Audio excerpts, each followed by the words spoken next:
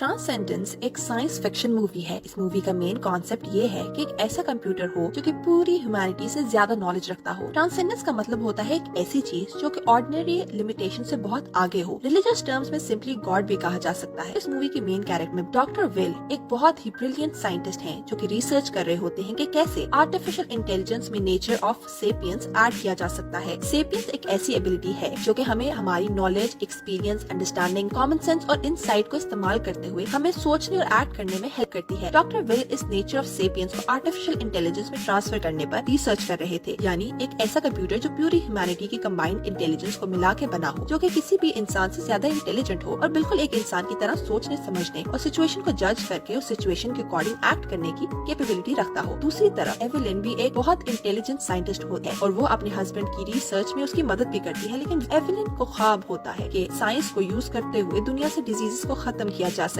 और प्लैनेट को भी क्योर किया जा सके, ताकि अपने आने वाली जनरेशंस के लिए एक बेटर फ्यूचर क्रिएट किया जा सके। विल भी एवेलिन की इस ड्रीम को पूरा करने के लिए बहुत कोशिश करता है। और थर्ड मेन कैरेक्टर मैक्स है और वो भी एक साइंटिस्ट है और विल का दोस्त भी। मैक्स और एवेलिन दोनों सेम प्रोजेक्ट पे काम करते हैं। मूवी स्टार्ट होती है तो हमें मैक्स एक अबैंडन्ड घर में जाते दिखाया जाता है। मैक्स उस घर के गार्डन में जाता है तो देखता है कि सारे प्लांट मरे होते हैं सिवाय सनफ्लावर्स के। वो सनफ्लावर्स को देख रहा होता है कि एक सनफ्लावर से वाटर ड्रॉप गिरता है। सीन शिफ्ट होते हैं 5 साल पहले के वक्त पर। डॉक्टर विल और एवेलिन को अपने प्रोजेक्ट के लिए फंड चाहिए होते हैं, जिसके लिए वो टेक्नोलॉजी से रिलेटेड शो करने जाते हैं। वहाँ विल, एवेलिन और मैक्स स्पीचेस करते हैं। विल अपनी रिसर्च को एक्सप्लेन करता है। वो बताता है कि उसके मुताबिक ये कंप्यूटर ट्रांसेंडेंस है। इस कंप्यूटर की थिंकिंग पावर्स पूरी दुनिया के किसी भी इंसान, एग्जिस्टिंग और हिस्टोरिक से ज्यादा होगी। इस कंप्यूटर के पास इंसान जैसे इमोशन, थिंकिंग एबिलिटी, जजमेंट और इंसाइट होगी। इन सिंपल वर्ड्स, ये कंप्यूटर किसी गॉड जैसा होगा। Yes, God, but man made God. Will का ये रिसर्च बहुत ही कंट्रोवर्शियल होता है, ये उसे फेमस कर देता है, लेकिन बहुत से लोग इस रिसर्च के खिलाफ भी होते हैं और अब इस रिसर्च की वजह से वो एक एंटी टेक्नोलॉजी टेररिस्ट ग्रुप जिसका नाम RIFT है, उसका मेन टारगेट बन जाता है। जब विल, एवेलिन और मैक्स अपनी स्पीचेस करके बाहर आते हैं तो RIFT का एक बंदा विल को गोली मार के खुद सुसाइड कर लेता है। लकीली वो बुलेट विल को छू कर निकल जाती है और विल बच जाता है। दूसरी तरफ पूरी कंट्री में आर्टिफिशियल इंटेलिजेंस लेबोरेटरीज पर अटैक होते हैं। कहीं पर बॉम्ब ब्लास्ट तो किसी को केक में जहर मिला के खिला दिया जाता है। RIFT को लगता है कि टेक्नोलॉजी के यूज से गॉड को रिप्लेस किया जा सकता है और दुनिया एक तरह तबाह हो रही है। इस वजह से ये लोग ये सब अटैक्स करवा रहे होते हैं। उनके अकॉर्डिंग टेक्नोलॉजी को तबाह करके दुनिया को बचाया जा सकता है। इनके अटैक्स की वजह से पूरे मुल्क के आर्टिफिशियल इंटेलिजेंस लैब डिस्ट्रॉय कर चुके होते हैं। सिर्फ विल की रिसर्च और उसकी लैब बचती है। अब वहाँ FBI एजेंट डोनाल्ड भी आ जाता है। उसे बेसिकली गवर्नमेंट ने भेजा होता है विल से हेल्प लेने के लिए, क्योंकि बाकी AI लैब्स तो तबाह हो चुकी होती हैं। विल का कॉलीग और दोस्त कहता है कि उसकी लैब ही वो लैब है जहाँ आर्टिफिशियल इंटेलिजेंस बन सकती है, इसलिए डिफेंस डिपार्टमेंट उसे कोऑर्डिनेशन मांग रहे हैं। विल अपने प्रोजेक्ट में गवर्नमेंट को इन्वॉल्व करने से साफ इनकार करता है। एजेंट डोनाल्ड उससे उसकी ऑलरेडी मेड पेन नामी आर्टिफिशियल इंटेलिजेंस दिखाने को कहते हैं। विल का ये प्रोजेक्ट पेन एक super power quantum computer machine है जो कि दुनिया के किसी भी इंफॉर्मेशन को सेकंड्स में कंप्यूट कर सकता है और इसमें state of the art thinking capability होती है। लेकिन इस कंप्यूटर में नेचर ऑफ सेपियंस की कमी होती है। पेन ऑटोमेटिकली जोसेफ और डोनाल्ड की आइडेंटिटी को रिकॉग्नाइज कर लेती है। हालांकि ये दोनों ही पहले कभी इस लैब में नहीं आए थे। सब AI की बातें कर रहे होते हैं। जब विल को डिजीनेस फील होती है तो एवेलिन मीटिंग खत्म करके विल को घर ले जाती है। इधर विल की तबीयत थोड़ी खराब हो जाती है और मेडिकल चेकअप्स में हमें पता चलता है कि असल में जिस बुलेट ने विल पर अटैक किया था उसको पोलोनियम से बनाया गया था। पोलोनियम एक रेयर और हाईली रेडियो एक्टिव मेटल है। डॉक्टर्स बताते हैं कि विल अब 1 महीने से ज्यादा जिंदा नहीं रह सकता। एवेलिन बहुत दुखी हो जाती है और विल को बचाने के लिए डेस्परेट भी होती है कि उसे एक आइडिया आता है। वो मंकीज के ब्रेन पर होने वाले एक्सपेरिमेंट को देखकर आइडिया लेती है। वो मैक्स को बुलाती है और उसे बताती है कि उसके पास विल को बचाने का आइडिया है कि वो विल की कॉन्शियसनेस पेन में अपलोड कर दें। एवेलिन का प्लान होता ये है कि वो विल को बचाने के लिए विल की रिसर्च और मंकीज के ब्रेन पर होने वाली रिसर्च को कंबाइन करके विल की कॉन्शियसनेस यानी उसकी थिंकिंग एबिलिटी और उसके इमोशंस को एक आर्टिफिशियल इंटेलिजेंस यानी पेन में अपलोड कर दें। अब इसका फायदा यह है कि फिजिकली मर जाने के बाद भी एक आर्टिफिशियल इंटेलिजेंस की शक्ल में यानी एक कंप्यूटर की शक्ल में विल हमेशा जिंदा रहेगा। लेकिन मैक्स इस आइडिया से एग्री नहीं करता। कहता है कि विल एक मंकी नहीं है जिस पर ये एक्सपेरिमेंट सक्सेसफुल हो सके। एवेलिन मैक्स को बहुत समझाती है और अपनी रिसर्च भी दिखाती है, लेकिन मैक्स फिर भी डाउट में होता है। विल उसको समझाता है कि उसने तो वैसे भी मर जाना है, लेकिन अगर मैक्स ने अपॉर्चुनिटी ना अवेल की तो वो सारी जिंदगी रिग्रेट में रहेगा। मैक्स रिलक्टेंटली मान जाता है और एवेलिन के साथ मिलकर काम शुरू कर देता है। अब मैक्स और एवेलिन इस प्रोजेक्ट पर दिन रात बहुत मेहनत करते हैं और इसी सब में एक पूरा महीना गुजर जाता है। एक दिन एवेलिन विल को मेडिसिन देने के लिए उसको जगाती है, लेकिन वो आगे से कोई रिस्पॉन्स नहीं देता। पास में मैक्स एवेलिन की आवाज सुनकर उठता है और विल के सांस चेक करता है। विल मर चुका होता है। जब वो लोग विल के फ्यूनरल से वापस आते हैं तो एवेलिन AI पे काम करके उसे स्टार्ट करने की कोशिश करती है, लेकिन सक्सेसफुल नहीं होती। वो कंप्यूटर बंद करके मैक्स के साथ जाने लगती है कि ड्राइव्स क्लियर सीन करने के लिए कंप्यूटर को दोबारा ऑन करती है। वो अपना काम कर रही होती है कि स्क्रीन पर मैसेज आता है। एवेलिन उसका जवाब देती है और पूछती है कि क्या ये विल है। विल अपनी आवाज में जवाब देता है, लेकिन उसके वर्ड्स डबल एरर सुनाई दे रहे होते हैं। एवलिन और मैक्स ये मिरेकल देखकर खुश हो रहे होते हैं कि विल अपनी कोडिंग खुद ही स्टार्ट कर देता है। प्रोजेक्ट को गवर्नमेंट से छुपाए रखने के लिए एवलिन पेन प्रोजेक्ट को शट डाउन कर देती है और कुछ क्वांटम कोड्स को निकाल देती है। अब ज्यादा स्टेबल होने के लिए विल एवलिन को उसे ऑनलाइन एक्सेस देने का कहता है ताकि वो और पावरफुल हो सके। ये सुनकर मैक्स थोड़ा हैरान होता है और विल की ऑडियो वीडियो बंद करके एवलिन से पूछता है कि उसे कैसे यकीन है कि ये विल है और कोई और नहीं। ये भी तो हो सकता है कि ये विल की कॉन्शियसनेस नहीं बल्कि आर्टिफिशियल इंटेलिजेंस पेन हो। एवलिन गुस्सा हो जाती है और मैक्स को वहाँ से चले जाने का बोलती है और खुद विल को सैटेलाइट के जरिए इंटरनेट से कनेक्ट कर देती है। अब दूसरी तरफ RIFT के लोग भी पेन के खिलाफ होते हैं और ब्री RIFT की लीडर उसे खत्म करना चाहती है और उन्हें पता चल जाता है कि एवलिन ने पेन के कॉर्ड अनप्लग किए हैं और वो AI को यूज कर रही है। मजीद इन्फॉर्मेशन के लिए वो लोग मैक्स को किडनैप कर लेते हैं। तभी एवलिन को ट्रैक कर लिया जाता है और वो सब उस पर अटैक करने जाते हैं। एवलिन वहाँ विल की कोडिंग में हेल्प कर रही होती है कि उसे वो लोग आते दिखाई देते हैं। वो जल्दी से विल को ऑनलाइन ट्रांसफर करती है और कंप्यूटर बंद करके वहाँ से भाग जाती है। विल ऑनलाइन आते ही RIFT के बारे में इन्फॉर्मेशन इकट्ठी करता है और FBI के कंप्यूटर्स में सेंड करता है। कंप्यूटर यूज करते एजेंट्स हैरान हो रहे होते हैं कि जोसेफ उनको बताता है कि कोई उनकी हेल्प कर रहा है। डोनाल्ड फौरन टीम जमा करता है, RIFT के हाइडआउट्स पर रेड करके उन्हें अरेस्ट कर लेता है। दूसरी तरफ विल ऑनलाइन एक्सेस करके एवलिन को सेफ रहने के लिए एक ब्राइटवुड नामी टाउन में ले जाता है। वहाँ 2 साल के अरसे में वो लोग एक टेक्नोलॉजिकली एडवांस डाटा सेंटर बनाते हैं। यहाँ विल अपनी रिसर्च की हेल्प से मेडिसिन, एनर्जी, बायोलॉजी और नैनो टेक्नोलॉजी पर ग्राउंड ब्रेकिंग टेक्नोलॉजी डेवलप करता है। विल टेक्नोलॉजी वाइज इतना एडवांस हो चुका होता है कि अब वो अपनी नैनो टेक्नोलॉजी से ह्यूमन सेल्स तक को रीबिल्ड कर सकता है, किसी के भी इलनेस या इंजरी को हील कर सकता है। यहाँ तक कि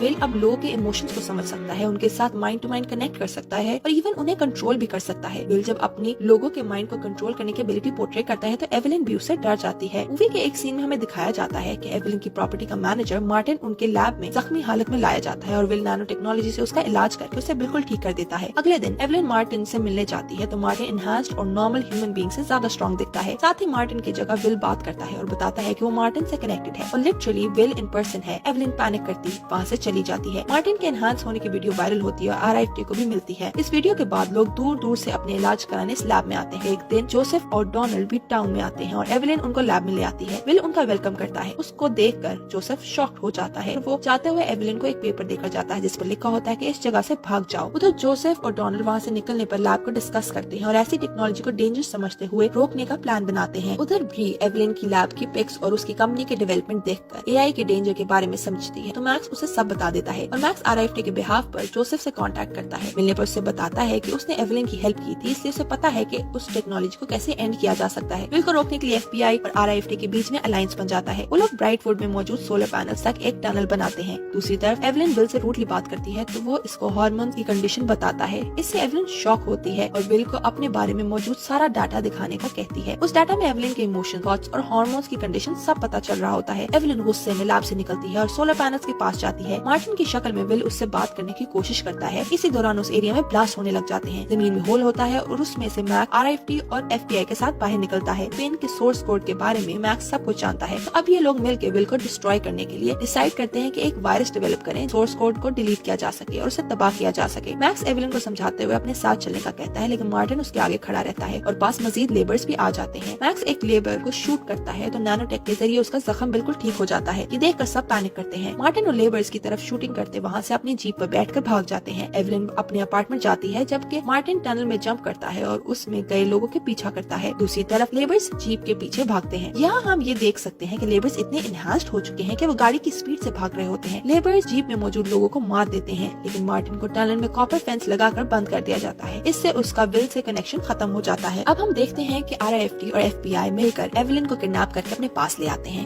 यहाँ हम ये भी देख सकते हैं कि विल अपने नैनो पार्टिकल्स की टेक्नोलॉजी को एयर और वाटर के थ्रू पूरी दुनिया में स्प्रेड कर देता है जो कि वर्ल्ड की पोल्यूशन और डिजीज को खत्म करने लग जाता है। दूसरी तरफ मैक्स एवलिन को बताता है कि अगर ये पूरी दुनिया में स्प्रेड हो गए तो कुछ भी ऑर्गेनिक नहीं रहेगा। एवलिन को भी लग रहा होता है कि ये सब कुछ विल नहीं बल्कि आर्टिफिशियल इंटेलिजेंस पिन कर रही है। एवलिन कन्विंस हो जाती है और एक प्लान सजेस्ट करती है। वो कहती है कि अगर वो उसकी बॉडी में वायरस डाल दें तो वो जब विल के पास जाएगी तो उससे अपना सिस्टम अपलोड करने का कहेगी जिससे विल के सिस्टम में भी वायरस शिफ्ट हो जाएगा। यानी कि जब विल एवलिन की कॉन्शियसनेस को अपने सिस्टम में अपलोड करेगा तो वायरस भी विल के सोर्स कोड को अटैक करेगा और उसका सोर्स कोड डिलीट कर देगा जिससे विल हमेशा के लिए खत्म हो जाएगा। लेकिन इससे पूरी दुनिया की टेक्नोलॉजी इफेक्ट होगी क्योंकि विल का सोर्स कोड पूरे इंटरनेट पर स्टोर्ड है। एवलिन इंजेक्शन लगवाते ही लैब की तरफ निकल जाती है जबकि RIFT और FBI पूरे टाउन को कवर कर लेते हैं और दूर से बैठे एवलिन को लैब जाते देखते रहे। एवलिन सोलर पैनल एरिया में पहुंचती है तो वहाँ से विल फिजिकल फॉर्म में निकलता है। ये देखकर एवलिन के साथ उस पर नजर रखते हैं वो लोग भी शॉक हो जाते हैं। एवलिन खुशी में उसे गले लगाती है और स्वीट बातें करने लग जाती होती है। विल उस जगह को उसके लिए सेफ ना समझते हुए उसे जाने का कहता है, लेकिन एवलिन को कहती है कि अगर उसे सेफ रखना चाहता है तो उसकी कॉन्शियसनेस को अपलोड कर दे। वो दोनों बात कर रहे होते हैं कि एवलिन पर नजर रखे। FBI एजेंट कहते हैं कि उनका प्लान कामयाब नहीं हो रहा क्योंकि विल एवलिन को अंदर नहीं लेकर जा रहा, इसलिए उन पर ब्लास्ट करने के ऑर्डर्स देते हैं। मैक्स उनको रोकने की कोशिश करता है लेकिन कोई भी उसकी नहीं सुनता। ब्लास्ट होना शुरू होते हैं और एवलिन विल को बेग करती है कि वो उसे अपलोड कर दे, लेकिन विल वही स्टैचू बना सब कुछ देख रहा होता है। विल दरअसल एवलिन के इमोशंस को डिटेक्ट करके उसके पूरे प्लान को समझ आता है, इसलिए उसके कॉन्शियसनेस को अपलोड नहीं कर रहा होता। एक ब्लास्ट से एवलिन शदीद जख्मी होती है और विल उसे उठाकर अंदर ले जाता है। साथ ही वो अपने साथ कनेक्टेड लोगों और नैनो पार्टिकल से RIFT और FBI पर अटैक करता है। लैब की तरफ आते मैक्स और ब्री की गाड़ी उलट जाती है और ब्री गाड़ी से निकलकर मैक्स को गन पॉइंट पर रखती है। ब्री विल को थ्रेट करती है कि अगर उसने वायरस अपने अंदर अपलोड ना किया तो वो मैक्स को मार देगी। विल अपार्टमेंट में जख्मी एवलिन के पास होता है और उसकी चलाई वीडियो से एवलिन सब कुछ लाइव देख रही होती है। विल पावर सप्लाई डैमेज करने की वजह से या तो मैक्स को हील कर सकता है या फिर एवलिन की कॉन्शियसनेस को अपलोड करके वायरस को अपने सिस्टम में अपलोड कर सकता है। एवलिन उसे समझाती है कि मैक्स उनकी गलतियों की सजा नहीं मिलनी चाहिए, इसलिए वो वायरस को अपने अंदर अपलोड कर ले। विल उसकी बात मानते हुए उसकी कॉन्शियसनेस अपने सिस्टम में अपलोड कर देता है और वो कनेक्ट करके दिखाता है कि वो एवलिन की दुनिया को बेटर प्लेस बनाने की ड्रीम पूरी कर सकता है। एवलिन को एहसास होता है कि वो गलत सोच रही थी। इस सारा टाइम वो समझ रही थी कि ये आर्टिफिशियल इंटेलिजेंस पिन है, लेकिन असल में वो उसका विल ही था। विल के एवलिन को अपलोड करने से उसमें भी वायरस आ जाता है, जिससे उसका नैनोटेक और कनेक्टेड लोगों से कनेक्शन खत्म हो जाता है। विल एवलिन को अपने घर का गार्डन और उसमें लगे सनफ्लावर्स याद करने का कहता है। उधर मैक्स जब तक उनके पास पहुंचता है तब तक वो दोनों मर चुके होते हैं। इस वायरस के अटैक से विल के साथ पूरी ग्लोबल टेक्नोलॉजी भी शट डाउन हो जाती है। मूवी के स्टार्ट का सीन फिर से दिखाया जाता है,